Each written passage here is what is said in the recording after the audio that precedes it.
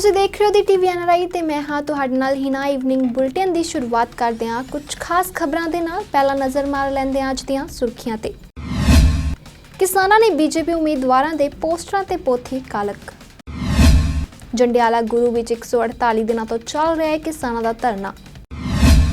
ਅੰਮ੍ਰਿਤਸਰ ਦੇ ਤਿਲਕ ਨਗਰ ਵਿੱਚ ਦੇਰ ਰਾਤ ਅਣਪਛਾਤੇ ਲੁਟੇਰਿਆਂ ਵੱਲੋਂ ਦਿੱਤਾ ਗਿਆ ਲੁੱਟ ਨੂੰ ਅੰਜਾਮ। ਸਰਕਾਰ ਦੀ ਕਰਨੀ ਦਾ ਖਾਮਿਆਜ਼ਾ ਭੁਗਤ ਰਹੇ ਬੀਜੇਪੀ ਦੇ ਉਮੀਦਵਾਰ। पंजाब सरकार ते केंद्र सरकार नहीं दे रही किसानों का पूरा साथ। Deputy CM Delhi. 26 जनवरी तो बाद किसानों उपर दर्ज होए झूठे मामलों के विरोध दे विच वड्डी गिनती विच नौजवानों ने गुरदासपुर विच कढ़िया कैंडल मार्च।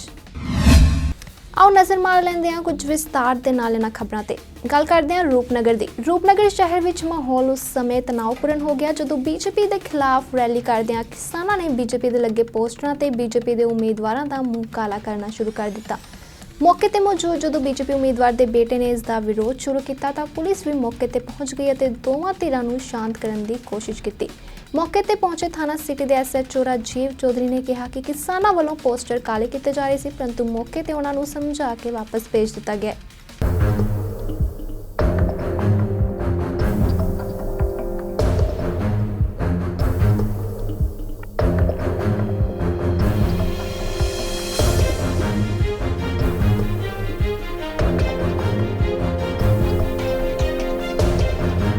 रूपनगर शहर विच माहौल उस समय तनावपूर्ण हो गया जदों बीजेपी के खिलाफ रैली करदियां किसानां ने बीजेपी के लगे पोस्टरां ते बीजेपी के उम्मीदवारां दा मूंह काला करना शुरू कर दिता। मौके ते मौजूद जदों बीजेपी उम्मीदवार के बेटे ने इसका विरोध किया तां पुलिस भी मौके ते पहुंच गई और दोवां धिरां नूं शांत करने की कोशिश की गई। बीजेपी उम्मीदवार के बेटे रोमी ने दोष लगाउंदिआं कहा है कि उन्हां दे विरोधी कांग्रेसी उम्मीदवार वालों अपने बंदिआं नूं भेज के उन्हां दे पोस्टर ते कालक पोथी जा रही है ते उत्थे मौके ते पहुंचे थाना सिटी ਦੇ SHO ਰਾਜੀਵ ਚੌਧਰੀ ਨੇ ਕਿਹਾ ਕਿ ਕਿਸਾਨਾਂ ਵੱਲੋਂ ਪੋਸਟਰ ਕਾਲੇ ਕੀਤੇ ਜਾ ਰਹੇ ਸੀ, ਪਰੰਤੂ ਮੌਕੇ ਤੇ ਹੀ ਉਹਨਾਂ ਨੂੰ ਸਮਝਾ ਕੇ ਵਾਪਸ ਭੇਜ ਦਿੱਤਾ ਗਿਆ।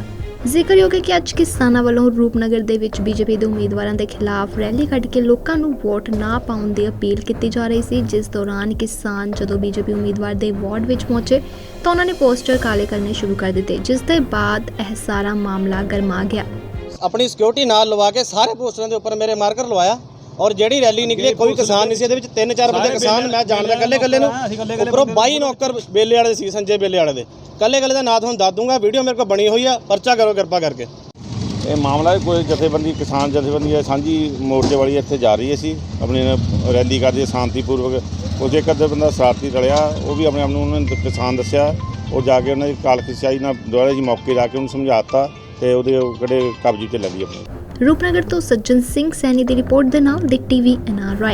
अमृतसर के जंडियाला गुरू विच लगातार किसानों का धरना 148 दिनों तो जारी है। किसान खेतीबाड़ी कानूनों नूं रद्द करने की मांग नूं लैके रेलवे ट्रैक नूं रोक के बैठे हुए हैं ते यात्री ट्रेनों नूं निकलण दी परमिशन नहीं दी गई।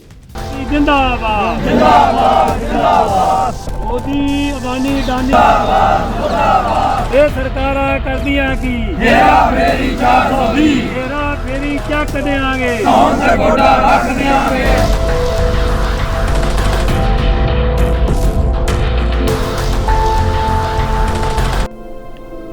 ਅੰਮ੍ਰਿਤਸਰ ਦੇ ਜੰਡਿਆਲਾ ਗੁਰੂ ਵਿੱਚ ਲਗਾਤਾਰ ਕਿਸਾਨਾਂ ਦਾ ਧਰਨਾ 148 ਦਿਨਾਂ ਤੋਂ ਜਾਰੀ ਹੈ। ਕਿਸਾਨ ਖੇਤੀਬਾੜੀ ਕਾਨੂੰਨਾਂ ਨੂੰ ਰੱਦ ਕਰਨ ਦੀ ਮੰਗ ਨੂੰ ਲੈ ਕੇ ਰੇਲਵੇ ਟਰੈਕ ਨੂੰ ਰੋਕ ਕੇ ਬੈਠੇ ਹੋਏ ਨੇ ਅਤੇ ਯਾਤਰੀ ਟ੍ਰੇਨਾਂ ਨੂੰ ਨਿਕਲਣ ਦੀ ਪਰਮਿਸ਼ਨ ਨਹੀਂ ਦਿੱਤੀ ਜਾ ਰਹੀ। ਕਿਸਾਨਾਂ ਦਾ ਕਹਿਣਾ ਹੈ ਕਿ ਖੇਤੀਬਾੜੀ ਕਾਨੂੰਨਾਂ ਨੂੰ ਲੈ ਕੇ ਉਹਨਾਂ ਨੇ ਧਰਨੇ ਦੀ ਸ਼ੁਰੂਆਤ ਕੀਤੀ ਸੀ, ਲੇਕਿਨ ਕੇਂਦਰ ਸਰਕਾਰ ਨੇ ਖੇਤੀਬਾੜੀ ਕਾਨੂੰਨਾਂ ਨੂੰ ਰੱਦ ਨਹੀਂ ਕੀਤਾ। ਉਹਨਾਂ ਕਿਹਾ ਕਿ ਉਹਨਾਂ ਨੇ ਆਪਣੀ ਵੱਖ ਰਣਨੀਤੀ ਬਣਾਈ ਹੈ ਤੇ ਅੱਜ ਵੀ ਸਿਰਫ ਮਾਲ ਗੱਡੀ ਨੂੰ ਹੀ ਜੰਡਿਆਲਾ ਗੁਰੂ ਤੋਂ ਨਿਕਲਣ ਦਿੱਤਾ ਜਾ ਰਿਹਾ ਹੈ। ਆਓ ਜਾਣਦੇ ਹਾਂ ਇਸ ਮੌਕੇ ਕੀ ਕਹਿਣਾ ਹੈ ਕਿਸਾਨ ਆਗੂਆਂ ਦਾ। ਮੇਰਾ ਨਾਮ ਅਜੀਤ ਸਿੰਘ ਜੀ, ਜੋਨ ਬਾਬਾ ਬਕਾਲਾ ਸਾਹਿਬ ਦਾ ਕਾਰਜਕਾਰੀ ਪ੍ਰਧਾਨ ਹੈ ਜੀ। ਪਿੰਡ ਮੇਰਾ ਠੱਠੀਆਂ ਹੈ। ਲਗਾਤਾਰ ਧਰਨੇ ਤੇ ਬੈਠੇ ਕਿੰਨੇ ਦਿਨ ਹੋ ਗਏ ਨੇ ਰੇਲ ਰੋਕੋ ਅੰਦੋਲਨ ਚੱਲਦਿਆਂ? ਅੱਜ ਸਾਡਾ 148ਵੇਂ ਦਿਨ ਦੇ ਵਿੱਚ ਜਿਹੜਾ ਧਰਨਾ ਇਹ ਪਹੁੰਚ ਚੁੱਕਿਆ। ਸਰਕਾਰ ਜਿਹੜੀ ਆ ਇਹ ਧਰਨੇ ਲਾਉਣ ਦੇ ਵਿੱਚ ਉਹ ਕਸੂਰਵਾਰ ਆ, ਨਾ ਕਿ ਕਿਸਾਨ। ਸਰਕਾਰ ਜਿਹੜੇ ਕਾਲੇ ਤਿੰਨੇ ਕਾਨੂੰਨ ਲਾਗੂ ਨਾ ਕਰਦੀ ਤੇ ਕਿਸਾਨਾਂ ਨੂੰ ਅੱਜ ਮਜਬੂਰ ਹੋ ਕੇ ਰੇਲਾਂ ਤੇ ਡੀਸੀਆਂ ਦੇ ਦਫ਼ਤਰਾਂ ਅੱਗੇ ਜੇਲ੍ਹਾਂ ਅੱਗੇ ਜਾਂ ਰੋਡਾਂ ਤੇ ਨਾ ਬਹਿਣਾ ਪੈਂਦਾ। ਇਹ ਸਰਕਾਰ ਦੀ ਗਲਤ ਨੀਤੀ ਦਾ ਜਿਹੜਾ ਵਾ ਸਾਰਾ ਨਤੀਜਾ ਵਾ ਕਿ ਇਹ ਕਾਲੇ ਕਾਨੂੰਨ ਲਿਆ ਕੇ ਸਾਡੇ ਕਿਸਾਨੀ ਨੂੰ ਬਰਬਾਦ ਕਰਨਾ ਚਾਹੁੰਦੇ ਆ, ਸਾਡੀ ਮੰਡੀ ਬੋਰਡ ਨੂੰ ਜਿਹੜਾ ਬਰਬਾਦ ਕਰਨਾ ਚਾਹੁੰਦੇ ਆ। ਸੋ ਅਸੀਂ ਨਹੀਂ ਗੇ ਚਾਹੁੰਦੇ ਕਿ ਜਿਹੜੀ ਕਿਸਾਨੀ ਆ, ਜਵਾਨੀ ਆ, ਇਹ ਸਾਡੀ ਬਰਬਾਦ ਹੋਵੇ, ਸਾਡੀ ਜ਼ਮੀਨ ਜਿਹੜੀ ਆ ਲੋਕਲ ਹੱਥਾਂ 'ਚ ਦੇ ਕੇ ਸਾਡਾ ਜਿਹੜਾ ਵਾ ਇਹ ਨੁਕਸਾਨ ਘਾਤ ਕਰੇ ਸਰਕਾਰ। ਪਰ ਪ੍ਰਧਾਨ ਮੰਤਰੀ ਦਾ ਕਹਿਣਾ ਵਾ ਕਿ ਇਹਦੇ ਵਿੱਚ ਜੇ ਕੁਝ ਗਲਤੀ ਹੈਗੀ ਆ ਤੇ ਤਾਂ ਦੱਸੋ, ਕਾਨੂੰਨ ਜਿਹੜੇ ਨੇ ਉਹ ਕਿਸਾਨਾਂ ਦੇ ਹੱਕ ਵਿੱਚ ਨੇ। ਇਹ ਤੁਸੀਂ ਆਪ ਸਾਰੇ ਸਿਆਣੇ ਹੋ, ਜੇ ਇਹਨਾਂ ਕਾਨੂੰਨਾਂ ਵਿੱਚ ਕੋਈ ਗਲਤੀ ਨਹੀਂ ਤੇ ਉਹ ਸੋਧ ਕਿਉਂ ਕਰ ਰਿਹਾ? ਜੇ ਇਹਦੇ ਵਿੱਚ ਗਲਤੀ ਹੈਗੀ ਹੈ ਤੇ ਉਹ ਸੋਧ ਮੰਨ ਰਿਹਾ। ਇਹਦੇ ਨਾਲੋਂ ਇਹ ਚੰਗਾ ਕਿ ਸੋਧ ਕਰਨ ਨਾਲੋਂ ਉਹ ਇਹ ਕਾਨੂੰਨਾਂ ਨੂੰ ਰੱਦ ਕਰ ਦੇਵੇ ਤੇ ਕਿਸਾਨ ਵੀ ਆਪਣਾ ਸੁਖੀ ਜੀਵਨ ਕਰਨ, ਸਾਡੇ ਜਿਹੜੇ ਬੱਚੇ ਆ ਉਹ ਵੀ ਆਪਣੀ ਮਿਹਨਤ ਜਿਹੜੀ ਆ ਜ਼ਮੀਨਾਂ ਦੇ ਵਿੱਚ ਕਰਨ, ਰੋਜੀ ਰੋਟੀ ਕਮਾਉਣ। ਜਦੋਂ ਇਹ ਸਾਡੀ ਸਰਕਾਰ ਗਲਤ ਕਾਨੂੰਨ ਲਿਆ ਰਹੀ ਤਾਂ ਹੀ ਤੇ ਸੋਧ ਕਰ ਰਹੀ ਹੈ। ਪਰ ਸਾਡੀ ਸਰਕਾਰ ਦੀ ਜਿਹੜੀ ਆ ਇਹ ਨੀਤੀ ਬੜੀ ਸਪਸ਼ਟ ਕਰਦੀ ਇਹਨਾਂ ਨੇ ਆਪਣੀ। ਇਹਨਾਂ ਨੇ ਜਿੱਦਾਂ ਰੇਲਵੇ ਲੈਣਾ ਰੇਲਵੇ ਵੇਚਤੀ ਆ, ਏਅਰਪੋਰਟ ਵੇਚਤੇ ਆ, LIC ਦੇ ਹਿੱਸੇ ਵੇਚਤੇ ਆ। ਇਸੇ ਤਰ੍ਹਾਂ ਜਿਹੜੀ ਸਾਡੀ ਜਿਹੜੀ ਇਹ ਕਿਸਾਨੀ ਦੀ ਜ਼ਮੀਨ ਆ, ਸਾਡੀ ਜਿਹੜੀ ਮਾਂ ਵਾ, ਇਹਨੂੰ ਇਹ ਸਰਕਾਰ ਜਿਹੜੀ ਆ ਬਾਨੀਆਂ ਡਾਨੀਆਂ ਤੇ ਜਿਹੜੇ ਕਰਪਟ ਕਰ ਰਹੇ ਉਹਨਾਂ ਦੇ ਹੱਥਾਂ ਵਿੱਚ ਦੇਣ ਜਾ ਰਹੀ ਆ। ਅਸੀਂ ਨਹੀਂ ਕਿ ਚਾਹੁੰਦੇ ਸਾਡੀ ਲੜਾਈ ਉਹਨਾਂ ਚਿਰ ਜਾਰੀ ਰਹੂ ਜਿੰਨਾ ਚਿਰ ਤੱਕ ਇਹ ਸਰਕਾਰ ਕਾਨੂੰਨ ਵਾਪਸ ਨਹੀਂ ਲੈ ਲੈਂਦੀ। ਕਿਸਾਨ ਆਗੂ ਰਾਜੇਵਾਲ ਨੂੰ ਲਗਾਤਾਰ ਧਮਕੀਆਂ, ਜਾਨੋਂ ਮਾਰਨ ਦੀਆਂ ਧਮਕੀਆਂ ਦਿੱਤੀਆਂ ਜਾ ਰਹੀਆਂ ਨੇ, ਤੁਸੀਂ ਕਿਸ ਨਜ਼ਰੀਏ ਨਾਲ ਵੇਖਦੇ ਹੋ? ਸਰਕਾਰ ਕਹਿ ਰਹੀ ਆ ਜਾਂ ਲੋਕਲ ਬੰਦੇ ਕਹਿ ਰਹੇ ਆ, ਪਰ ਰਾਜੇਵਾਲ ਦੇ ਮੂੰਹ ਅਸੀਂ ਤੇ ਇਹ ਗੱਲ ਸੁਣੀ ਨਹੀਂ ਕਿ ਮੈਨੂੰ ਧਮਕੀਆਂ ਮਿਲ ਰਹੀਆਂ। ਪਰ ਜੇ ਧਮਕੀਆਂ ਮਿਲ ਰਹੀਆਂ ਤੇ ਇਹਦੇ ਵਿੱਚ ਕਿਸਾਨਾਂ ਦਾ ਤੇ ਕੋਈ ਕਸੂਰ ਨਹੀਂਗਾ। ਇਹ ਸਰਕਾਰ ਨੂੰ ਥੋੜ੍ਹੀ ਵਾਲੀ ਆਪਣੀ ਜ਼ਿੰਮੇਵਾਰੀ ਲੈਣੀ ਚਾਹੀਦੀ ਹੈ ਵੀ ਉਹ ਬੰਦੇ ਕੌਣ ਧਮਕੀਆਂ ਦੇ ਰਹੇ ਆ, ਕਿੱਥੋਂ ਬੰਦੇ ਆ ਰਹੇ ਹੋ। ਹੁਣ ਜੇ ਆਪਾਂ ਗੱਲ ਕਰਦੇ ਹਾਂ ਕਿ ਜੇ ਰਾਜੇਵਾਲ ਦੀ ਗੱਲ ਕਰੀਏ ਜਾਂ ਕਾਨੂੰਨਾਂ ਦੀ ਗੱਲ ਕਰਦੇ ਹਾਂ, ਅੱਜ ਸਾਡੇ ਤੇ ਬੜਾ ਤਗੜਾ ਇੱਕ ਇੰਜਾਮ ਲਜਾਇਆ ਲਾ ਰਿਹਾ ਕਿ ਇਹਨਾਂ ਨੇ ਉੱਥੇ ਜਾ ਕੇ ਦਿੱਲੀ ਦੇ ਵਿੱਚ ਝੰਡੇ ਚਲਾਤੇ ਆ। ਉਹ ਵੀਰੋ ਝੰਡਾ ਤੇ ਜਿਹੜਾ ਉਹ ਆ ਉਹਦੇ ਜਿੱਦਣ ਦਰਬਾਰ ਸਾਹਿਬ ਸਾਡਾ ਮੋਦੀ ਸਾਹਿਬ ਪ੍ਰਧਾਨ ਮੰਤਰੀ ਮੱਥਾ ਟੇਕਣਾ, ਇਹਦੇ ਵੀ ਤੇ ਮੱਥੇ ਦੇ ਉੱਤੇ ਲੱਗਿਆ ਸੀਗਾ ਝੰਡਾ, ਤੇ ਉਹੀ ਝੰਡਾ ਵਾ। ਪਰ ਉਹ ਜਿਹੜਾ ਝੰਡਾ ਵਾ ਉਹਨੂੰ ਅੱਜ ਇਹ ਬਦਨਾਮ ਕਰਨ ਦੀ ਕੋਸ਼ਿਸ਼ ਕਰ ਰਿਹਾ। ਤਿਰੰਗੇ ਦਾ ਕੋਈ ਉਪਾਅ ਨਹੀਂ ਕੀਤਾ, ਤਿਰੰਗਾ ਬੜਾ ਸੋਹਣਾ ਝੁੱਲ ਰਿਹਾ। ਪਰ ਇਹ ਜਿਹੜੇ ਵਿੱਚ ਆਰਸੇ ਕੋਈ ਬੰਦੇ ਆ ਕੁਛ ਮਿਲੀ ਭੁਗਤ ਦੇ ਨਾਲ ਜਿਹੜਾ ਕਿਸਾਨਾਂ ਨੂੰ ਤੇ ਸਾਡੀਆਂ ਪਾਰਟੀਆਂ ਜਥੇਬੰਦੀ ਜਿੱਦਾਂ ਰਾਜੇ ਵਾਲੇ ਇਹਨਾਂ ਨੂੰ ਅੱਗੇ ਨੂੰ ਜਿਹੜਾ ਬਦਨਾਮ ਕਰ ਰਿਹਾ। ਪੰਜਾਬ ਸਰਕਾਰ ਨੇ ਉਹਨਾਂ ਨੂੰ ਸਿਕਿਉਰਿਟੀ ਦੇਣ ਦੀ ਵੀ ਗੱਲਬਾਤ ਕੀਤੀ ਹੈ, ਪਰ ਰਾਜੇਵਾਲ ਨੇ ਸਿਕਿਉਰਿਟੀ ਲੈਣ ਤੋਂ ਵੇਖੋ ਜੀ, ਕਾਨੂੰਨ ਹੀ ਜਿਹੜੇ ਆ ਬਿਲਕੁਲ ਗਲਤ ਉਹਨਾਂ ਨੇ ਕੀਤੇ ਆ। ਪਹਿਲੀ ਗੱਲ ਤੇ ਜਦੋਂ ਕੋਈ ਬੰਦਾ ਕੋਈ ਚੀਜ਼ ਮੰਗਦਾ ਹੀ ਨਹੀਂ ਉਹਨੂੰ ਜ਼ਬਰਦਸਤੀ ਦੇਣ ਡਿਆ ਜੇ। ਕਿਸੇ ਨੇ ਕਾਨੂੰਨ ਮੰਗੇ ਨਹੀਂ, ਕੋਈ ਇਹੋ ਜਿਹੀ ਗੱਲ ਨਹੀਂ ਸੀਗੀ। ਇਹਨਾਂ ਨੇ ਆਪਣੇ ਆਪ ਹੀ ਬਣਾਤੇ। ਜਦੋਂ ਕਿ ਇਹ ਪੰਜਾਬ ਗੌਰਮੈਂਟ ਦਾ, ਸਟੇਟ ਗੌਰਮੈਂਟ ਦਾ ਸੀਗਾ ਤੇ ਸੈਂਟਰ ਗੌਰਮੈਂਟ ਨੂੰ ਤੇ ਬਣਾਉਣੇ ਨਹੀਂ ਚਾਹੀਦੇ, ਕਿਉਂਕਿ ਫਸਲਾਂ ਦਾ ਮੁੱਲ ਆ, ਸਾਰਾ ਕੁਝ ਆ। ਤੇ ਜੇ ਉਹਨਾਂ ਨੇ ਬਣਾਤੇ ਆ ਤੇ ਜੇ ਗਲਤ ਆ ਤੇ ਸਾਰੀ ਪਬਲਿਕ ਉੱਠੀ ਆ ਤੇ ਉਹਨਾਂ ਨੂੰ ਇਹ ਰੱਦ ਕਰ ਦੇਣੇ ਚਾਹੀਦੇ। ਪਰ ਕੇਂਦਰ ਸਰਕਾਰ ਦਾ ਕਹਿਣਾ ਵਾ ਕਿ ਇਹ ਜਿਹੜਾ ਵਾ ਕੋਈ ਜ਼ਬਰਦਸਤੀ ਨਹੀਂ ਆ, ਜਿੱਥੇ ਜੀ ਕਰਦਾ ਕਿਸਾਨ ਦਾ ਫਸਲ ਵਿੱਚ ਇਹ ਕਿਸਾਨ ਦੇ ਹੱਕ ਵਿੱਚ ਹੀ ਨੇ। ਵੇਖੋ ਜੀ, ਜਿਹੜਾ ਇਹ ਕਹਿੰਦੇ ਆ ਵੀ ਜੇ ਜਿੱਥੇ ਮਰਜ਼ੀ ਆ ਫਸਲ ਵੇਚੇ, ਬਹੁਤ ਕਿਸਾਨ ਆ ਪਿੰਡਾਂ ਦੇ ਵਿੱਚ ਜਿਨ੍ਹਾਂ ਦੇ 2-2.5 ਕਿੱਲੇ ਜ਼ਮੀਨ ਆ, ਉਸ ਤੋਂ ਵੱਧ ਨਹੀਂ ਹੈਗੀ। ਤੇ ਜਿਹੜਾ ਆਪਣੇ ਇੱਕ ਮੰਡੀ ਲਿਜਾਣੀ ਮੁਸ਼ਕਲ ਹੋ ਜਾਂਦੀ ਹੈ ਉਹਨੂੰ, ਤੇ ਜਿਹੜਾ ਦੂਸਰੇ ਥਾਂ ਲੈ ਕੇ ਜਾ ਕੇ ਵੇਚਣੀ ਤੇ ਉਹ ਕਿੰਨਾ ਰੇਟ ਉਹਦਾ ਵਟਿਆ ਜਾਊਗਾ, ਉਹਨੂੰ ਉਹਨਾਂ ਦੇ ਕਿਰਾਇਆ ਉੱਤੇ ਪੈ ਜਾਂਦਾ, ਉਹ ਕਿੱਥੇ ਜਾ ਕੇ ਵੇਚੂਗਾ। ਨਹੀਂ, ਪਰ ਉਹਨਾਂ ਦਾ ਕਹਿਣਾ ਵਾ ਕਿ ਜਿੱਥੇ ਪਹਿਲਾਂ ਵੇਚਦੇ ਉੱਥੇ ਵੇਚਣ। ਇਹ ਕਿਸਾਨਾਂ ਵਾਸਤੇ ਨਹੀਂ ਜੀ, ਇਹ ਜਿਹੜਾ ਕਾਨੂੰਨ ਬਣਾਏ ਆ ਇਹ ਨਾ ਇਹ ਵੱਡੇ ਕੰਪਨੀਆਂ ਵਾਸਤੇ ਕਿ ਉਹ ਆਪਣਾ ਜਿੱਥੇ ਮਰਜ਼ੀ ਇਕੱਠਾ ਕਰ ਲੈਣ, ਜਿੱਥੇ ਮਰਜ਼ੀ ਲੈ ਕੇ ਵੇਚਣ। ਮਹਾਰਾਸ਼ਟਰ ਤੋਂ ਗੰਡਾ 2 ਰੁਪਏ ਕਿਲੋ ਵਿਕਦਾ।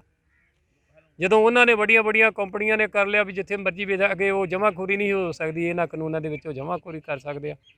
ਇਸ ਕਰਕੇ ਜਿਹੜਾ ਪੈਦਾ ਕਰਦਾ ਉਹਨੂੰ ਵੀ ਰੇਟ ਘੱਟ ਮਿਲੂਗਾ, ਜਿਹੜਾ ਖਪਤਕਾਰ ਆ ਉਹਨੂੰ ਬਹੁਤ ਮਹਿੰਗਾ ਮਿਲੂਗਾ। ਇਹਦੇ ਸਾਰੇ ਕਾਨੂੰਨ ਸਾਰਿਆਂ ਵਾਸਤੇ ਗਲਤ ਹੈ। ਅੰਮ੍ਰਿਤਸਰ ਤੋਂ ਮੁਕੇਸ਼ ਮਹਿਰਾ ਦੀ ਰਿਪੋਰਟ ਦੇ ਨਾਲ ਦੀ TV NRI। ਲੁੱਟ-ਖੋਹ ਦੀਆਂ ਵਾਰਦਾਤਾਂ ਰੁਕਣ ਦਾ ਨਾਂ ਨਹੀਂ ਲੈ ਰਹੀਆਂ ਤੇ ਇੱਕ ਹੋਰ ਮਾਮਲਾ ਸਾਹਮਣੇ ਆਇਆ ਹੈ ਅੰਮ੍ਰਿਤਸਰ ਤੋਂ। ਅੰਮ੍ਰਿਤਸਰ ਦੇ ਤਿਲਕ ਨਗਰ ਵਿੱਚ ਸਵੇਰੇ 4 ਵਜੇ ਅਣਪਛਾਤੇ ਨੌਜਵਾਨਾਂ ਨੇ ਇੱਕ ਘਰ ਨੂੰ ਨਿਸ਼ਾਨਾ ਬਣਾ ਉੱਥੇ ਚੋਰੀ ਕੀਤੀ ਅਤੇ ਦੱਸਿਆ ਜਾ ਰਿਹਾ ਹੈ ਕਿ ਇਹਨਾਂ ਅਣਪਛਾਤਿਆਂ ਵੱਲੋਂ ਬੰਦੂਕ ਦੀ ਨੋਕ ਤੇ ਘਰ ਦੇ ਪਰਿਵਾਰਕ ਮੈਂਬਰਾਂ ਨੂੰ ਬੰਦੀ ਬਣਾ ਕੇ ਚੋਰੀ ਕੀਤੀ ਗਈ।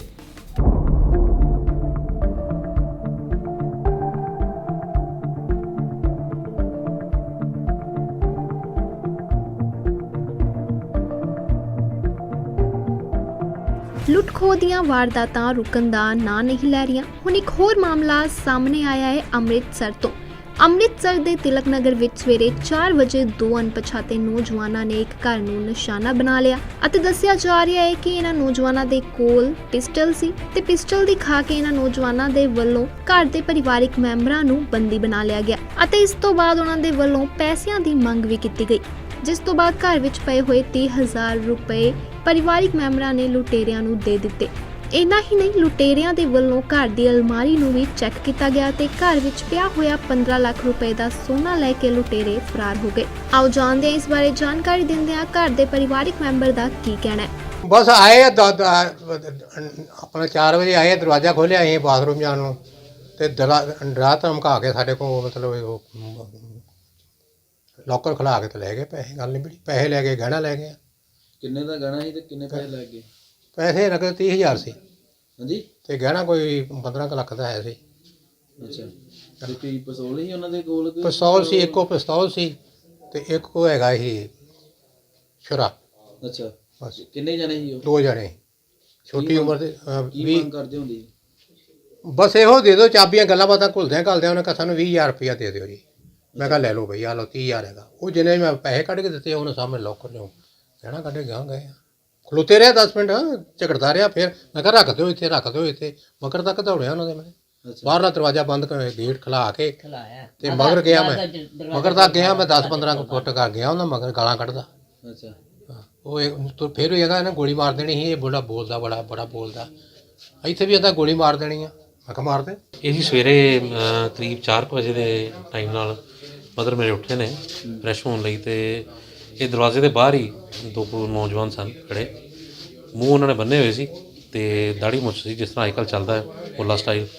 ਲੰਬੇ ਸਨ, ਪਤਲੇ ਜੇ, 20-22 ਸਾਲ ਉਮਰ ਹੋਏਗੀ। ਤੇ ਇਹਨਾਂ ਨੇ ਮਾਤਾ ਜੀ ਨੂੰ ਅੰਦਰ ਹੀ ਧਕੇਲ ਲਿਆ, ਬਾਹਰ ਨਹੀਂ ਜਾਣ ਦਿੱਤਾ।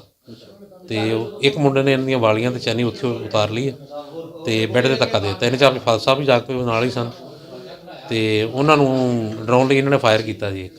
ਇੱਕ ਫਾਇਰ ਕੀਤਾ ਫਰਸ਼ ਤੇ ਡਰਾਉਣ ਲਈ ਤੇ ਕਿਹਾ ਵੀ ਸਾਨੂੰ 20,000 ਰੁਪਇਆ ਤੁਸੀਂ ਦੇ ਦਿਓ ਤੇ ਨਹੀਂ ਤਾਂ ਅਸੀਂ ਗੋਲੀ ਮਾਰ ਦੇਵਾਂਗੇ।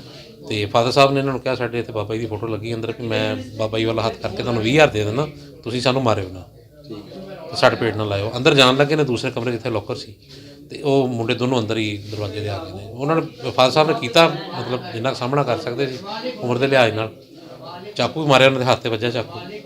ਤੇ ਫਿਰ ਅਲਟੀਮੇਟਲੀ ਜਦੋਂ ਲੋਕਰ 'ਚੋਂ ਪੈਸੇ ਕੱਢਣ ਲੱਗੇ ਨੇ ਤਾਂ ਨਾਲ ਹੀ ਗਹਿਣਿਆਂ ਦਾ ਦੂਸਰੇ ਮੁੰਡੇ ਨੇ ਹੱਥ ਪਾ ਕੇ ਅੰਦਰ ਲੋਕਰ 'ਚੋਂ ਉਹ ਪੈਕਟ ਸੀ ਖੁੱਲ੍ਹੇ ਵੀ ਸਾਨੂੰ ਸਾਰੇ ਕੱਢੇ। ਕੀ ਮੰਗ ਕਰਦੇ ਸੀ? ਦੇਖੋ ਜੀ ਅਸੀਂ ਤਾਂ ਇਹੀ ਮੰਗ ਕਰਦੇ ਹਾਂ ਕਿ ਇੱਕ ਤਾਂ PCR ਦੀ ਗਸ਼ਤ ਜਿਹੜੀ ਹੈ ਇਹ ਹੋਣੀ ਚਾਹੀਦੀ ਹੈ ਸਵੇਰ ਦੇ ਟਾਈਮ। ਮਤਲਬ ਹੁਣ ਤਾਂ ਵੈਸੇ ਨਾਕਿਆਂ 'ਤੇ ਤਾਂ ਪੁਲਿਸ ਹੁੰਦੀ ਆ ਆਉਂਦੇ, ਪਰ ਗਲੀਆਂ ਮਹੱਲਿਆਂ ਦੇ ਵਿੱਚ PCR ਦੀ ਜਿਹੜੀ ਗਸ਼ਤ ਹੋਣੀ ਜ਼ਰੂਰੀ ਹੈ। ਤੇ ਸਾਡੀ ਮੰਗ ਇਹੀ ਹੈ ਜੀ ਕਿ ਪੁਲਿਸ ਜਲਦ ਤੋਂ ਜਲਦ ਇਹਨਾਂ ਆਰੋਪੀਆਂ ਨੂੰ ਪਕੜੇ। ਕੋਈ CCTV ਕੈਮਰਾ ਲੱਗਾ ਇੱਥੇ? ਸਰ CCTV ਕੈਮਰਾ ਕੋਈ ਨਹੀਂ ਲੱਗਾ ਜੀ ਇੱਥੇ। ਬੰਦੇ ਪਛਾਣ ਕਰ ਸਕਦੇ? ਬੰਦੇ ਪਛਾਣ ਕਰ ਸਕਦੇ ਜੀ, ਬਿਲਕੁਲ ਪਛਾਣ ਕਰ ਸਕਦੇ। ਉੱਥੇ ਹੀ ਪੁਲਿਸ ਨੂੰ ਸੂਚਨਾ ਮਿਲਣ ਤੋਂ ਬਾਅਦ ਪੁਲਿਸ ਮੌਕੇ ਉੱਤੇ ਪਹੁੰਚੀ ਅਤੇ ਮਾਮਲਾ ਦਰਜ ਕਰ ਜਾਂਚ ਸ਼ੁਰੂ ਕਰ ਦਿੱਤੀ ਹੈ। ਪੁਲਿਸ ਇੰਸਪੈਕਟਰ ਰਵਿੰਦਰ ਕੁਮਾਰ ਨੇ ਇਸ ਬਾਰੇ ਗੱਲ ਕਰਦਿਆਂ ਕੀ ਕਿਹਾ, ਆਓ ਇਹ ਵੀ ਜਾਣਦੇ ਹਾਂ। ਇਤਲਾਹ ਮਿਲੀ ਸੀ, ਅਸੀਂ ਇੱਧਰ ਨੂੰ ਗਸ਼ਤ ਕਰਦੇ ਆ ਰਹੇ ਸੀ। ਪਤਾ ਲੱਗਿਆ ਕਿ ਇੱਥੇ 356 ਨੰਬਰ ਕੋਠੀ ਦੇ ਵਿੱਚ ਕੋਈ 2 ਲੜਕੇ ਸਵੇਰੇ ਆਏ ਆ।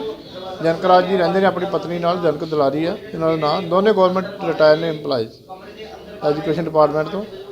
4 ਵਜੇ ਕੋਈ 2 ਲੜਕੇ ਆਏ ਆ। ਉਹਨਾਂ ਨੇ ਆਣ ਕੇ ਇਹਨਾਂ ਦੀ ਵਾਈਫ ਜਿਹੜੀ ਉਹ ਬਾਥਰੂਮ ਕਰਨ ਉੱਠਣ ਲੱਗੀ ਸੀ, ਉਹਨੂੰ ਇਹਨਾਂ ਨੇ ਕਮਰੇ 'ਚ ਫਿਰ ਲੈ ਗਿਆ ਤੇ ਜਨਕਰਾਜ ਵੀ ਉੱਠ ਪਿਆ। ਉਹਨਾਂ ਨੇ 20,000 ਰੁਪਏ ਦੀ ਮੰਗ ਕੀਤੀ ਆ। ਉਹ ਕਹਿੰਦਾ ਮੈਂ ਅਲਮਾਰੀ ਦੇ ਵਿੱਚੋਂ 20,000 ਰੁਪਏ ਉਹਨਾਂ ਨੂੰ ਕੱਢ ਕੇ 30,000 ਰੁਪਏ ਦਿੱਤਾ ਕਿ ਆ ਲਓ 30,000 ਰੁਪਇਆ। ਤੇ ਮੁੜ ਕੇ ਕਹਿੰਦੇ ਉਹਨਾਂ ਨੇ ਮੈਨੂੰ ਧੱਕਾ ਮਾਰ ਕੇ ਬੈੱਡ 'ਤੇ ਸੁੱਟ ਦਿੱਤਾ ਤੇ ਆਪਣੇ ਆਪ ਹੀ ਮੁੜ ਕੇ ਅਲਮਾਰੀ ਦੇ ਲੋਕਰ 'ਚੋਂ ਗਹਿਣੇ ਵੀ ਕੱਢ ਕੇ ਤੇ ਲੈ ਗਏ ਆ। ਤੇ ਸਾਡੇ ਕੋਲ ਜ਼ਬਰਦਸਤੀ ਗੇਟ ਖਿਲਾ ਕੇ ਤੇ ਫਰਾਰ ਹੋ ਗਏ ਆਪਣੀ ਵਹੀਕਲ ਦੇ ਉੱਤੇ। ਕਿੰਨਾ ਹੀ ਸੋਨਾ ਜੀ? ਸੋਨਾ ਜੇ ਕੋਈ ਦੇਣਗੇ ਡਿਟੇਲ ਉਹ ਕਿੰਨਾ ਸੀ, ਜੋ ਵੀ ਡਿਟੇਲ ਦੇਣਗੇ ਉਹਦੇ ਹਿਸਾਬ ਨਾਲ। ਗੋਲੀ ਫਾਇਰਿੰਗ ਵੀ ਕੀਤੀ? ਨਹੀਂ ਅਜੇ ਤੱਕ ਨਹੀਂ, ਪਿਸਤੌਲ ਦਿਖਾਇਆ ਉਹਨਾਂ ਨੇ, ਕਿਹਾ ਸਾਨੂੰ ਗੋਲੀ ਪਿਸਤੌਲ। ਚਲਾਈ ਉਹਨਾਂ ਵੱਲੋਂ ਕਿਹਾ ਜਾ ਰਿਹਾ ਗੋਲੀ ਵੀ ਚਲਾਈ ਇੱਕ। ਉਹਦੇ ਬਾਰੇ ਸਾਨੂੰ ਕੋਈ ਆਸੇ ਪਾਸੇ ਤੋਂ ਵੀ ਕਿਸੇ ਨੇ ਦੱਸਿਆ ਨਹੀਂ ਵੀ ਆਵਾਜ਼ ਆਈ ਕੋਈ ਗੋਲੀ ਦੀ, ਲੇਕਿਨ ਪਿਸਤੌਲ ਜ਼ਰੂਰ ਦਿਖਾਇਆ ਗਿਆ ਉਹਨਾਂ ਨੂੰ। ਅੰਮ੍ਰਿਤਸਰ ਤੋਂ ਮੁਕੇਸ਼ ਮਹਿਰਾ ਦੀ ਰਿਪੋਰਟ ਦੇ ਨਾਲ ਦੀ TV NRI।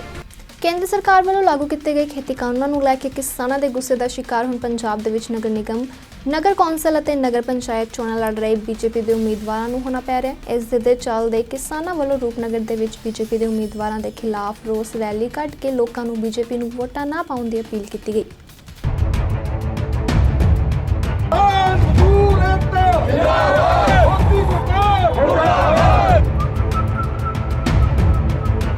ਕੇਂਦਰ ਸਰਕਾਰ ਵੱਲੋਂ ਲਾਗੂ ਕੀਤੇ ਗਏ ਖੇਤੀ ਕਾਨੂੰਨਾਂ ਨੂੰ ਲੈ ਕੇ ਕਿਸਾਨਾਂ ਦੇ ਗੁੱਸੇ ਦਾ ਸ਼ਿਕਾਰ ਹੁਣ ਪੰਜਾਬ ਦੇ ਵਿੱਚ ਨਗਰ ਨਿਗਮ ਕੌਂਸਲ ਅਤੇ ਨਗਰ ਪੰਚਾਇਤੀ ਚੋਣਾਂ ਲੜ ਰਹੇ BJP ਉਮੀਦਵਾਰਾਂ ਨੂੰ ਹੋਣਾ ਪੈ ਰਿਹਾ ਹੈ। ਇਸੇ ਦੇ ਚੱਲਦੇ ਕਿਸਾਨਾਂ ਵੱਲੋਂ ਰੂਪਨਗਰ ਦੇ ਵਿੱਚ BJP ਦੇ ਉਮੀਦਵਾਰਾਂ ਦੇ ਖਿਲਾਫ ਰੋਸ ਰੈਲੀ ਕੱਢ ਕੇ ਲੋਕਾਂ ਨੂੰ BJP ਨੂੰ ਵੋਟਾਂ ਨਾ ਪਾਉਣ ਦੀ ਅਪੀਲ ਕੀਤੀ ਹੈ। ਮੈਂ ਇਹ ਕਹਿਣਾ ਚਾਹੁੰਦਾ ਜੀ, ਇਹਨਾਂ ਦਾ ਫੱਟੀ ਪੋਚ ਕੇ ਰੱਖ ਦਿਓ BJP ਦੀ। ਇਹ ਫਿਰ ਵੀ ਇੰਨੇ ਬੇਸ਼ਰਮ ਆ, ਉਰੇ ਕਮਲ ਦੇ ਫੁੱਲਾਂ ਪਰ ਇਹ ਵੋਟਾਂ ਲੜ ਰਹੇ ਆ। ਅਸੀਂ ਬਹੁਤ ਸਖਤ ਹਾਂ, ਸਾਡਾ ਖੂਨ ਗਰਮ ਆ, ਕਿਉਂਕਿ ਇਹਨਾਂ ਨੇ ਸਾਡੇ ਪਰ ਇੰਨਾ ਅਤਿਆਚਾਰ ਕਰਿਆ, ਕਿਸਾਨਾਂ ਪਰ, ਸ਼ੰਭੂ ਬਾਰਡਰ ਪਰ, ਵੀ ਅਸੀਂ ਹੁਣ ਇਹ ਜੇ ਅਸੀਂ ਇਹਨਾਂ ਦਾ ਸ਼ਾਂਤਮਈ ਵੀ ਵਿਰੋਧ ਕਰਦੇ ਹਾਂ ਤਾਂ ਇਹਨਾਂ ਦੇ ਮਿਰਚਾਂ ਲੜਦੀਆਂ। ਦੱਸੋ ਹੁਣ ਅਸੀਂ ਕੀ ਕਰ ਸਕਦੇ? ਅਸੀਂ ਸ਼ਾਂਤਮਈ ਆਪਣਾ ਪ੍ਰੋਟੈਸਟ ਵੀ ਨਹੀਂ ਕਰ ਸਕਦੇ। ਸਾਡੇ ਇਹਨਾਂ ਨੇ ਅਥਰੂ ਗੈਸ ਦੇ ਗੋਲੇ ਸਿੱਟੇ, ਸਾਡੇ ਲਾਠੀਆਂ ਵਰਾਈਆਂ ਕਿਸਾਨਾਂ ਪਰ। ਅਸੀਂ ਜੇ ਸ਼ਾਂਤਮਈ ਉਰੇ ਪ੍ਰਦਰਸ਼ਨ ਵੀ ਕਰਦੇ ਫਿਰ ਇਹ ਕਹਿੰਦੇ ਆ ਵੀ ਸਾਡੇ ਪਰ ਧੱਕਾ ਕਰਦੇ ਆ ਬੀਜੇਪੀ ਵਾਲੇ। ਅਸੀਂ ਮੂਤ ਪੀਣੇ ਵਾਲਿਆਂ ਚੋਂ ਨਹੀਂ, ਅਸੀਂ ਅੰਮ੍ਰਿਤ ਪਾਨ ਕਰਨ ਵਾਲੇ ਸਿੰਘਾਂ ਦੇ ਨਾਲ ਆ, ਗੁਰਸਿੱਖਾਂ ਪਰਿਵਾਰ ਗੁਰਸਿੱਖੀ ਦੇ ਨਾਲ ਆ, ਅਸੀਂ ਸਿੰਘਾਂ ਦੇ ਨਾਲ ਆ। ਤੇ ਇਹ ਕਿਸੇ ਇੱਕ ਧਰਮ ਦਾ ਕੋਈ ਉਹ ਨਹੀਂ ਹੈ ਮੁੱਦਾ। ਕਿਸਾਨੀ ਮੋਰਚਾ ਹਿੰਦੂ ਮੁਸਲਿਮ ਸਿੱਖ ਈਸਾਈ ਸਭ ਭਾਈ ਆ, ਪਰ ਬੀਜੇਪੀ ਫੁੱਟ ਪਾ ਰਹੀ ਆ।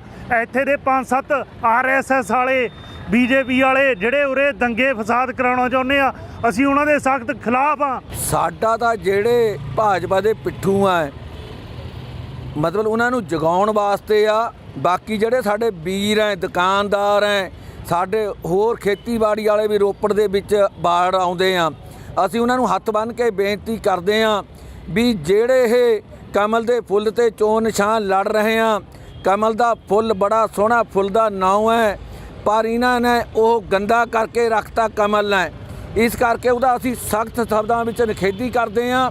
ਇਹਨਾਂ ਨੂੰ ਕੋਈ ਵੋਟ ਨਾ ਪਾਇਓ, ਇਹਨਾਂ ਦੇ ਖਾਲੀ ਡੱਬੇ ਨਿਕਲਣ। ਜੇ ਤੁਸੀਂ ਇਹਨਾਂ ਨੂੰ ਵੋਟ ਪਾਈ ਤਾਂ ਸਮਝ ਲਓ ਤੁਸੀਂ ਗਰੀਬ, ਮਜ਼ਦੂਰ, ਦੁਕਾਨਦਾਰ, ਛੋਟਾ ਜ਼ਿਮੀਂਦਾਰ ਜਿਹੜਾ ਆਪਣਾ ਢਿੱਡ ਛੱਡ ਕੇ ਦੂਆਂ ਦਾ ਢਿੱਡ ਪਾਲਦਾ ਹੈ, ਤੁਸੀਂ ਉਹਨਾਂ ਨਾਲ ਗਰਦਾਰੀ ਕਰੋਗੇ। ਇਹ ਤੁਹਾਨੂੰ ਆਉਣ ਵਾਲੇ ਟਾਈਮ 'ਚ ਵੀ ਗਰਦਾਰੀ ਕਦੇ ਤੁਹਾਨੂੰ ਮਾਫ ਨਹੀਂ ਹੋਊਗੀ। ਅਸੀਂ ਦਿੱਲੀ ਬੈਠੇ ਇੰਨੇ ਦਿਨ ਤੋਂ, 3 ਮਹੀਨੇ ਤੋਂ, ਇਹ ਸਾਡੇ ਨਾਲ ਖੜਨ, ਇਹ ਅਸਤੀਫੇ ਦੇਣ। ਦਿੱਤੇ ਵੀ ਕਈ ਬੰਦੇ ਨੇ ਜਿਨ੍ਹਾਂ ਦੀ ਜ਼ਮੀਰ ਜਾਗਦੀ ਸੀ, ਜਿਨ੍ਹਾਂ ਦੀ ਜ਼ਮੀਰ ਮਰੀ ਹੋਈ ਆ, ਉਹ ਮਤਲਬ ਇਹਨਾਂ ਦੇ ਨਾਲ ਲੱਗੇ ਹੋਏ ਆ, ਉਹ ਇਹਨਾਂ ਨਾਲ ਜੁੜੇ ਹੋਏ ਆ, ਉਹਨਾਂ ਦੀ ਜ਼ਮੀਰ ਨਹੀਂ ਕੰਮ ਕਰਦੀ। ਇਹਨਾਂ ਨੂੰ ਕੈਂਡੀਡੇਟ ਮਿਲਦੇ ਨਹੀਂ ਤੇ ਟੋਲ ਕੇ ਕੈਂਡੀਡੇਟ ਲੈ ਕੇ ਆਏ ਆ। ਤੁਹਾਡੇ ਸਾਹਮਣੇ ਹੀ ਅਸੀਂ ਸਾਰੇ ਭਰਾਵਾਂ ਨੂੰ ਹੱਥ ਬੰਨ੍ਹ ਕੇ ਬੇਨਤੀ ਕਰਦੇ ਹਾਂ ਵੀ ਇਹਨਾਂ ਦੇ ਡੱਬੇ ਆ ਜਿਹੜੇ ਉਹ ਖਾਲੀ ਕਰ ਦਿਓ। ਅਸੀਂ ਸਾਰੀ ਤੁਹਾਡੀ ਜ਼ਿੰਦਗੀ ਰਿਣੀ ਰਹਾਂਗੇ, ਤੁਹਾਡੇ ਅੱਗੇ ਸਾਡਾ ਸਿਰ ਝੁਕਦਾ ਰਹੂਗਾ, ਰੋਪੜ ਸ਼ਹਿਰ ਵਾਲਿਆਂ ਦੇ ਮੂਹਰੇ ਸਿਰ ਝੁਕਦਾ ਰਹੂੰਗਾ ਤੁਹਾਡੇ ਅੱਗੇ। ਰੂਪਨਗਰ ਤੋਂ ਸੱਜਣ ਸਿੰਘ ਸੈਣੀ ਦੀ The TV NRI ਦੇ ਲਈ ਰਿਪੋਰਟ।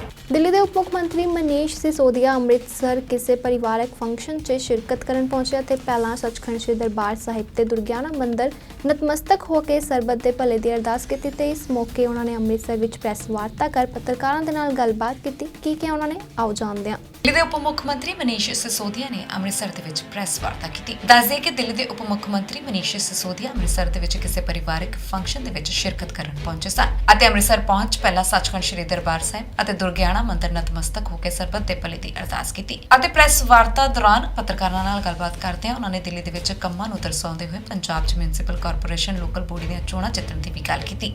ਅੱਗੇ ਕਿਸਾਨਾਂ ਤੇ ਗੱਲਬਾਤ ਕਰਦਿਆਂ ਉਹਨਾਂ ਕਿਹਾ ਕਿ ਨਾ ਤਾਂ ਕੇਂਦਰ ਸਰਕਾਰ ਤੇ ਨਾ ਹੀ ਪੰਜਾਬ ਸਰਕਾਰ ਕਿਸਾਨਾਂ ਨੂੰ ਕੋਈ ਫਾਇਦਾ ਪਹੁੰਚਾਉਣਾ ਚਾਹੁੰਦੀ ਹੈ ਅਤੇ ਇਸੇ ਲਈ ਅੱਜ ਵੀ ਕਿਸਾਨ ਸੜਕਾਂ ਤੇ ਨੇ। ਉਹਨਾਂ ਕਿਹਾ ਕੈਪਟਨ ਅਤੇ ਮੋਦੀ ਵਿਚਾਲੇ ਦੋਸਤੀ ਹੈ। ਹੋਰ ਉਹਨਾਂ ਅੱਗੇ ਕੀ ਕਿਹਾ, ਆਓ ਜਾਣਦੇ ਹਾਂ। ये जो लोकल बॉडी इलेक्शन हो रहे हैं, मैं पंजाब के जहाँ जहाँ लोकल बॉडी इलेक्शन हो रहे हैं वहाँ के वोटर्स से आप सबके माध्यम से अपील करना चाहता हूँ कि आपने कांग्रेस को देख लिया, अकाली बीजेपी को देख लिया, एक बार अरविंद केजरीवाल जी की राजनीति को मौका ज़रूर दें।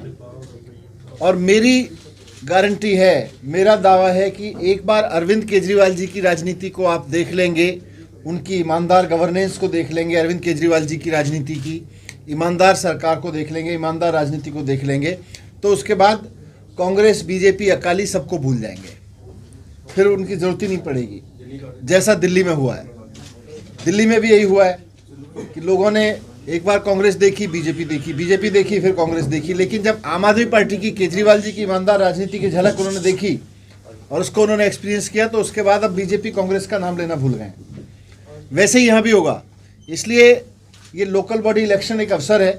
मैं पंजाब के वोटर्स से अपील करना चाहता हूँ कि केजरीवाल जी की राजनीति को, केजरीवाल जी की ईमानदार राजनीति को, उनकी जो सरकार चलाने की राजनीति है, उनकी सिस्टम को चलाने की जो राजनीति है, जिसमें शिक्षा, स्वास्थ्य, बिजली, पानी, सफाई, रोज़गार, इन सब पे बात होती है, इसको एक मौका ज़रूर दें। और मौका इसलिए दें क्योंकि 5 साल में केजरीवाल जी को अभी दिल्ली में 5-6 साल मौका मिला है। 6 साल के अंदर अंदर केजरीवाल जी ने दिल्ली में वो काम कर दिए जिनको कभी कोई सोचता था कि हो ही नहीं सकते। हमारे देश में ये धारणा बन गई थी कि प्राइवेट स्कूल तो हर साल फीस बढ़ाएंगे ही बढ़ाएंगे, लेकिन दिल्ली ऐसा मॉडल बन गया जहां पिछले 5 साल में 6 साल में प्राइवेट स्कूलों की फीस नहीं बढ़ने दी। जिसके पास भी पैसा था उसको फीस नहीं बढ़ाने दी। लोग मानने लगे थे जी सरकारी स्कूल तो कभी ठीक हो ही नहीं सकते, सरकारी स्कूल तो बंद ही होंगे, सरकारी स्कूलों की जगह तो प्राइवेट स्कूल ले लेंगे और सरकारी स्कूलों में पढ़ाई हो ही नहीं सकती। आज दिल्ली के सरकारी स्कूलों में इतनी शानदार पढ़ाई हो रही है कि वहाँ से निकल के बिना कोचिंग के बच्चे IIT जा रहे हैं, नीट क्लियर कर रहे हैं। हमारे ऐसे स्कूल हो गए हैं सरकारी दिल्ली में जहाँ 80 बच्चों में से 35 ने नीट का एग्ज़ाम क्रॉस किया। तो आज असंभव को संभव करके दिखाया केजरीवाल जी ने। उसकी शिक्षा की चर्चा पूरे देश में नहीं दुनिया भर में हो रही है। यही स्वास्थ्य का मॉडल है, देश नहीं दुनिया भर से लोग देखने आ रहे हैं कि यार ये प्राइमरी हेल्थ सेंटर कैसे काम करता है।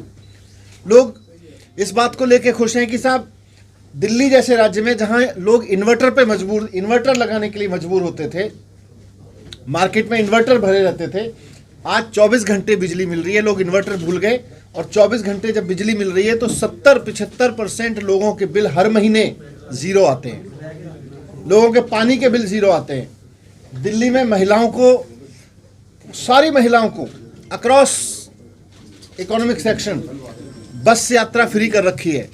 तो ये सारी कुछ चीज़ें मैंने आपके सामने इसलिए करी क्योंकि ये केजरीवाल जी की राजनीति है। इसी राजनीति को मैं अपील कर रहा हूँ आपके माध्यम से कि इसको मौका दें पंजाब में, पंजाब के वोटर्स, पंजाब में जो लोकल बॉडी इलेक्शन हो रहे हैं उसमें। मुझे तो लग ही नहीं रहा जी पंजाब की तरफ से, पंजाब सरकार की तरफ से या केंद्र सरकार की तरफ से कोई सीरियस प्रयास हो भी रहा है। बस बेचारे वहाँ हमारे किसान साथी बैठे हुए हैं और उनसे मिलने की कुछ हो जाती है और सबकी आपस में पीछे दोस्ती होती है। आपस में मिलते हैं तो कुछ इन किसानों पे बात ही नहीं करते, अपने मुद्दों पे बात करके बाहर निकल आते हैं।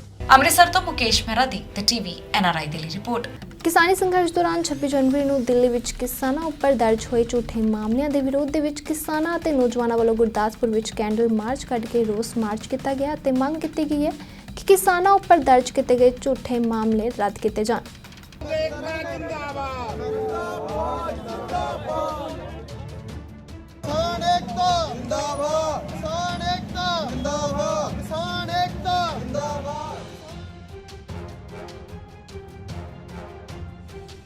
ਕਿਸਾਨੀ ਸੰਘਰਸ਼ ਦੌਰਾਨ 26 ਜਨਵਰੀ ਨੂੰ ਦਿੱਲੀ ਦੇ ਵਿੱਚ ਕਿਸਾਨਾਂ ਉੱਪਰ ਦਰਜ ਹੋਏ ਝੂਠੇ ਮਾਮਲਿਆਂ ਦੇ ਵਿਰੋਧ ਦੇ ਵਿੱਚ ਕਿਸਾਨਾਂ ਅਤੇ ਨੌਜਵਾਨਾਂ ਵੱਲੋਂ ਗੁਰਦਾਸਪੁਰ ਵਿੱਚ ਕੈਂਡਲ ਮਾਰਚ ਕੱਢ ਕੇ ਰੋਸ ਮਾਰਚ ਕੀਤਾ ਗਿਆ ਅਤੇ ਮੰਗ ਕੀਤੀ ਗਈ ਕਿ ਕਿਸਾਨਾਂ ਉੱਪਰ ਦਰਜ ਕੀਤੇ ਗਏ ਝੂਠੇ ਮਾਮਲੇ ਰੱਦ ਕੀਤੇ ਜਾਣ ਅਤੇ ਕਿਹਾ ਕਿ ਮੋਦੀ ਸਰਕਾਰ ਇਸ ਸੰਘਰਸ਼ ਨੂੰ ਸਿੱਖ ਧਰਮ ਨਾਲ ਜੋੜ ਕੇ ਸੰਘਰਸ਼ ਨੂੰ ਬਦਨਾਮ ਕਰਨ ਦੀ ਕੋਸ਼ਿਸ਼ ਕਰ ਰਹੀ ਹੈ, ਜੋ ਕਿ ਬੇहद ਨਿੰਦਣਯੋਗ ਹੈ। ਇਸ ਮੌਕੇ ਜਾਣਕਾਰੀ ਦਿੰਦਿਆਂ ਨੌਜਵਾਨ ਕਿਸਾਨਾਂ ਆਗੂਆਂ ਨੇ ਕੀ ਕਿਹਾ, ਆਓ ਜਾਣਦੇ ਹਾਂ। ਮੇਰਾ ਨਾਮ ਇੰਦਰਪਾਲ ਸਿੰਘ ਔਰ ਅੱਜ ਸਾਰੇ ਹੀ ਗੁਰਦਾਸਪੁਰ ਦੇ ਨੌਜਵਾਨ ਇਕੱਠੇ ਹੋ ਕੇ ਜੋ ਵੀ ਸਰਕਾਰ ਇਸ ਵੇਲੇ ਸਾਡੇ ਦੇ ਉੱਤੇ ਨਜਾਇਜ਼ ਕਰਦੀ ਪਈ ਆ, ਬੇਕਸੂਰ ਕਿਸਾਨ ਸਾਡੇ ਨੌਜਵਾਨ ਭਰਾਵਾਂ ਨੂੰ ਫੜ ਕੇ ਔਰ ਬਿਨਾਂ ਮਤਲਬ ਤੋਂ ਪਰਚੇ ਦੇ ਕੇ ਜੇਲ੍ਹਾਂ ਦੇ ਵਿੱਚ ਡੱਕਦੇ ਪਏ ਨੇ। ਅਸੀਂ ਉਸ ਬੋਲੀ ਸਰਕਾਰ ਨੂੰ ਅੱਜ ਇਹ ਕੈਂਡਲ ਮਾਰਚ ਕੱਢ ਕੇ ਸ਼ਾਂਤਮਈ ਢੰਗ ਦੇ ਨਾਲ ਸਾਰੇ ਹੀ ਨੌਜਵਾਨ ਇਕੱਠੇ ਹੋ ਕੇ ਗੁਰਦਾਸਪੁਰ ਦੇ ਉਸ ਸਰਕਾਰ ਨੂੰ ਅੱਜ ਇੱਕ ਚੇਤਾਵਨੀ ਦੇ ਰਹੇ ਹਾਂ ਵੀ ਇਹਨਾਂ ਬੇਕਸੂਰ ਸਾਡੇ ਭਰਾਵਾਂ ਨੂੰ ਜੇਲ੍ਹਾਂ ਤੋਂ ਰਿਹਾ ਕਰੋ ਔਰ ਜਿਹੜਾ ਧੱਕਾ ਸਰਕਾਰ ਸਾਡੇ ਨਾਲ ਇਸ ਅੰਦੋਲਨ ਨੂੰ ਫੇਲ ਕਰਨ ਵਾਸਤੇ ਕਰਦੀ ਪਈ ਆ ਉਸ ਗੱਲਾਂ ਤੋਂ ਸਰਕਾਰ ਬਾਜ਼ ਆਵੇ। ਔਰ ਆਪ ਦੇ ਮੈਂ ਸਾਰੇ ਹੀ ਕਿਸਾਨਾਂ ਨੂੰ, ਪੰਜਾਬ ਭਾਰਤ ਦੇ ਵਾਸੀਆਂ ਨੂੰ ਇਹ ਬੇਨਤੀ ਕਰਦਾ ਵੀ ਆਪਣੇ ਹੱਕਾਂ ਦੇ ਵਾਸਤੇ ਇਕਜੁੱਟ ਹੋਵੋ ਔਰ ਇਹ ਜਿਹੜੇ ਕਿਸਾਨ ਮਾਰੂ ਬਿੱਲ ਨੇ ਇਹਨਾਂ ਨੂੰ ਰੱਦ ਅਸੀਂ ਤਾਂ ਹੀ ਕਰਵਾ ਸਕਦੇ ਹਾਂ ਜੇ ਅਸੀਂ ਸਾਡੇ ਵਿੱਚ ਏਕਾ ਹੋਊਗਾ ਔਰ ਅਸੀਂ ਆਪਣੇ ਫੈਸਲੇ ਦੇ ਦ੍ਰਿੜ ਹੋਵਾਂਗੇ। ਔਰ ਜੋ ਮੋਦੀ ਨੇ ਕੱਲ ਇੱਕ ਸਿੱਖ ਪੰਥ ਨੂੰ ਟਾਰਗੇਟ ਕੀਤਾ ਆ ਵੀ ਇਹਨਾਂ ਨੇ ਹੁੱਲੜਬਾਜ਼ੀ ਕੀਤੀ ਆ, ਉਹ ਸ਼ਰਮ ਆਉਣੀ ਚਾਹੀਦੀ ਹੈ ਸਾਡੇ ਉਸ ਪ੍ਰਧਾਨ ਮੰਤਰੀ ਨੂੰ ਵੀ 3 ਮਹੀਨੇ ਹੋ ਗਏ ਨੇ ਸਾਡੇ ਬਜ਼ੁਰਗ, ਸਾਡੀਆਂ ਮਾਤਾਵਾਂ ਭੈਣਾਂ ਨੂੰ ਠੰਡ ਦੇ ਵਿੱਚ ਬੈਠਿਆਂ ਸੜਕਾਂ ਦੇ ਉੱਤੇ, ਉਦਣ ਤੁਹਾਡੇ ਲਫ਼ਜ਼ ਮੂੰਹ ਦੇ ਵਿੱਚੋਂ ਕੋਈ ਲਫ਼ਜ਼ ਨਿਕਲੇ ਨਹੀਂ ਔਰ ਅੱਜ ਤੁਸੀਂ ਆਪਣੇ ਗੁੰਡੇ ਭੇਜ ਕੇ ਆਪੇ ਹੀ ਸਾਰਾ ਕੁਝ ਕਰਾਇਆ ਔਰ ਅੰਦੋਲਨ ਨੂੰ ਢਾਹ ਲਾਉਣ ਦੀ ਕੋਸ਼ਿਸ਼ ਕਰਦੇ ਪਏ ਹੋ ਔਰ ਅੱਜ ਫੇਰ ਤੁਸੀਂ ਸਿੱਖਾਂ ਨੂੰ ਭੰਡਦੇ ਪਏ ਹੋ। ਇਸ ਗੱਲ ਦੇ ਉੱਤੋਂ ਬਾਜ਼ ਆਓ। ਇਹ ਸਾਰਿਆਂ ਦਾ ਸਾਂਝਾ ਅੰਦੋਲਨ ਆ, ਕਿਸੇ ਵੀ ਇੱਕ ਧਰਮ ਦੀ ਗੱਲ ਨਹੀਂ ਹੈਗੀ। ਇਸ ਅੰਦੋਲਨ ਦੇ ਵਿੱਚ, ਇਸ ਸੰਘਰਸ਼ ਦੇ ਵਿੱਚ ਸਾਰੇ ਹੀ ਧਰਮਾਂ ਦੇ ਸਾਡੇ ਭਰਾ ਡਟੇ ਹੋਏ ਨੇ, ਕਿਉਂਕਿ ਸਾਰਿਆਂ ਨੂੰ ਪਤਾ ਆ ਕਿ ਇਹ ਮੋਦੀ ਸਰਕਾਰ ਅੱਜ ਤੱਕ ਕੀ ਕਰਦੀ ਆਈ ਆ ਔਰ ਅੱਗੇ ਇਹਦੇ ਕੀ ਮਨਸੂਬੇ ਨੇ। ਜੀ ਅੱਜ ਦਾ ਏਜੰਡਾ ਇੱਕੋ ਹੀ ਆ। ਪਹਿਲਾਂ ਤੇ ਅਸੀਂ ਜੋ ਸ਼ਹਾਦਤਾਂ ਇਸ ਕਿਸਾਨੀ ਮੋਰਚੇ ਦੇ ਵਿੱਚ ਹੋਈਆਂ ਉਹਨਾਂ ਸਾਰੇ ਸ਼ਹੀਦਾਂ ਨੂੰ ਸ਼ਰਧਾਂਜਲੀ ਦੇਣਾ ਚਾਹੁੰਦੇ ਆ ਆਪਣੇ ਸ਼ਾਂਤਮਈ ਕੈਂਡਲ ਮਾਰਚ ਦੇ ਨਾਲ। ਤੇ ਦੂਜਾ ਅਜੇ ਸ਼ਾਂਤੀ ਨਾਲ ਹੀ ਸਰਕਾਰ ਨੂੰ ਅਪੀਲ ਕਰਦੇ ਆ ਕਿ ਜੋ ਬੇਕਸੂਰ ਸਾਡੇ ਭਰਾ ਇਸ ਅੰਦੋਲਨ ਦੇ ਤਹਿਤ ਉਹਨਾਂ ਨੇ ਕੋਈ ਹਿੰਸਾ ਨਹੀਂ ਕੀਤੀ ਪਰ ਉਹਨਾਂ ਤੇ ਗਲਤ ਮੁਕੱਦਮੇ ਪਾ ਕੇ ਸਰਕਾਰ ਉਹਨਾਂ ਨੂੰ ਜੇਲ੍ਹਾਂ 'ਚ ਬੰਦ ਕੀਤਾ ਆ ਜਾਂ ਕਰਨ ਦੀ ਕੋਸ਼ਿਸ਼ ਕਰ ਰਹੀ ਆ। ਇਹੋ ਜਿਹੀਆਂ ਨੀਤੀਆਂ ਸਰਕਾਰ ਬੰਦ ਕਰ ਦੇਵੇ ਤੇ ਜੋ ਪਹਿਲਾਂ ਡੱਕੇ ਹੋਏ ਨੇ ਉਹਨਾਂ ਨੂੰ ਰਿਹਾ ਕਰੇ। ਸਿਰਫ ਇਹ ਸਾਡੀ ਅਪੀਲ ਆ। ਅੱਜ ਅਸੀਂ ਸ਼ਾਂਤਮਈ ਤਰੀਕੇ ਦੇ ਨਾਲ ਹੀ ਇਹ ਅਪੀਲ ਸਰਕਾਰ ਅੱਗੇ ਰੱਖਣਾ ਚਾਹੁੰਦੇ ਹਾਂ। ਗੁਰਦਾਸਪੁਰ ਤੋਂ ਅਵਤਾਰ ਸਿੰਘ ਦੀ ਦ ਟੀਵੀ NRI ਦੇ ਲਈ ਰਿਪੋਰਟ। ਸੋ ਸਨ ਅੱਜ ਦੀਆਂ ਕੁਝ ਖਾਸ ਖਬਰਾਂ। ਅਜਿਹੀਆਂ ਹੀ ਖਬਰਾਂ ਦੇ ਲਈ ਜੁੜੇ ਰਹੋ ਕੈਨੇਡੀਅਨ ਮੀਡੀਆ ਦੀ TV NRI ਦੇ ਨਾਲ।